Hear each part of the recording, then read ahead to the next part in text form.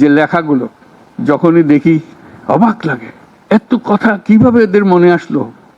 এদের পেছনে তো কোনো কবি নাই, কোনো সাহিত্যিক নাই, কোনো পণ্ডিত নাই যে কথাগুলো জোগাড় করে করে দেবে, কিন্তু সারা শহর ছড়িয়ে আছে, অন্যান্য শহরেও আছে। প্রতিটি কথা অত্যন্ত মূল্যবান, ছোট্ট কথা, ছোট্ট ছবি, অত্যন্ত মূল্যবান। শুধু বাংলাদেশের মানুষ উতলা হয়ে গেছে নতুন বাংলাদেশ করার জন্য, তাই না?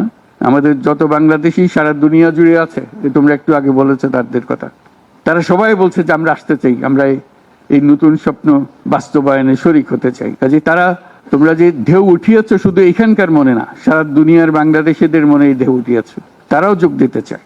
যারা বাংলাদেশি নয়, অন্যান্য দেশের তরুণরা, তারা বলছে আমরাও দেখতে চাই, কারণ আমাদের দেশেও এরকম দরকার।